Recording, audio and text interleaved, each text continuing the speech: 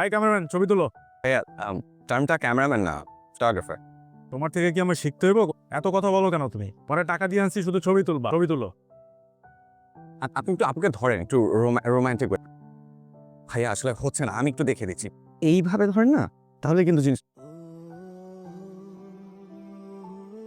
আমি আবিদ, ফটোগ্রাফার। আমি চিনি আপনাকে। আপনি আমাদের ছবি তুলেছিলেন। এটা আপনার জন্য। এই প্রথম কোনো ওয়েডিং ফটোগ্রাফারকে দেখলাম ভিডিও ছবি ছাড়া গিফট করতে। By the way thanks. দাঁড়িয়ে আছেন যে কিছু বলবেন? বক্সটা এখন দেখবো। আপনি এটা কোথায় পেয়েছেন? আমার বাবার দেওয়া ফার্স্ট গিফট। এটা আপনি কোথায় পেলেন? এর জন্য আমি থানা পর্যন্ত গিয়েছি। মানুষ হারিয়ে গেলে তো মানুষকে পাওয়া যায় না। এটার ইমোশন ছাড়া কি করে বুঝবে? Thank you. Thank you so much. আমি বিলিভ করতে পারছি না যে এই ক্যামেরাটা এখনো আমার। সরি, আমি সিনথিয়া, আই লাভ ইউ।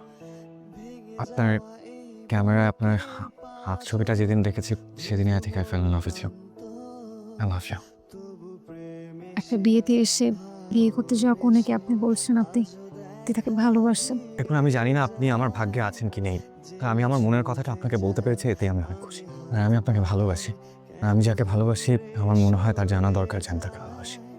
জানো না, বেস্ট অফ লাক। আপনারা এখনো জাননি? আমরা এক্ষুনি চলে যাব। আমাদের চলে যাওয়াটা কি খুব জরুরি? থেকে যেতেও তো পারবেন না। তোরা কথা বল, আমি ভিতর থেকে ক্যামেরা ব্যাগটা নিয়ে আসছি। একটা বিয়েতে ওয়েডিং ফটোগ্রাফি করতে এসে বিয়ের কনেকে প্রপোজ করে ফেললেন। তাকে পাবেন না এটা জেনেও। যাকে ভালোবাসি তাকে পেতেই হবে, সেটা আপনাকে কে বললো? না পাওয়ার মধ্যেও ভালোবাসা থাকে, যদি সেই ভালোবাসা নিঃস্বার্থ হয়। আমি আপনাকে ভালোবাসতে পেরেছি, এটাই আমার জন্য অনেক বেশি। এভাবেও ভালোবাসা যায়? কাউকে না পেলে তো ভালোবাসা কমে যায় না। আর গ্রেট লাভ স্টোরিজগুলোতে কেউ কাউকে পায় না। এভাবেও কেউ কাউকে ভালোবাসতে পারে? আমি তো পারলাম। কবি হেলাল হাফিজ বলেছেন, ভালোবাসা মিলনে মলিন হয়, কুয়ায় উজ্জ্বল। আমরা ভালোবাসি ভালোবাসার মানুষকে পাওয়ার জন্য, তো ভালোবাসার মানুষকে পাবো না জেনেও আমরা তাকে ভালোবাসি। এই অদ্ভুত সাহসা কি করে করি বলতো?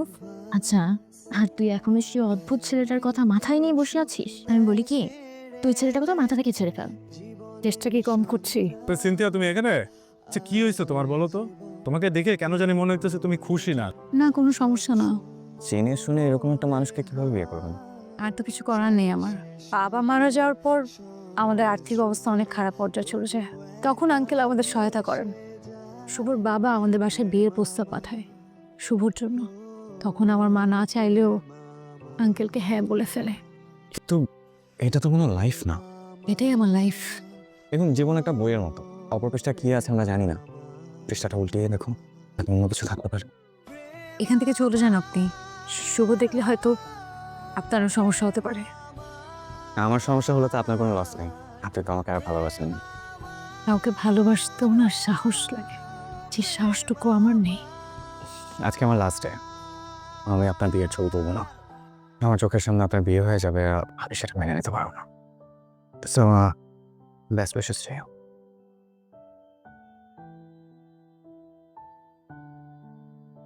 এইদিকে ওইদিকে কি টাকাটাই করিস, চল তাড়াতাড়ি যাইতে হবে।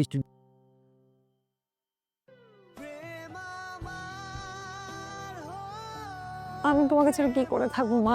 তুমি কি করে থাকবে?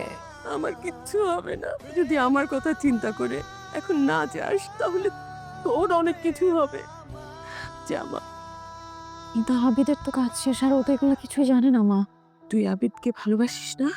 আবিদ আমাকে অনেক ভালোবাসে মা। তুই ওকে বিশ্বাস করিস না?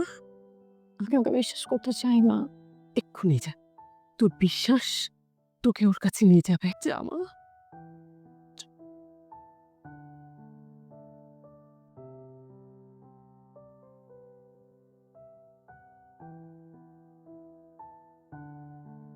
জানি এখন আমার মন বলছিল আপনি আসবেন।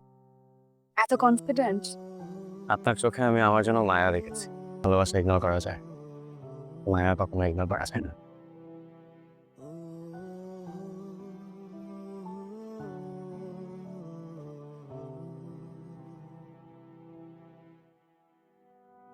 তুমি ছাড়া আজ একা এমন স্বপ্নের লাশ ঘর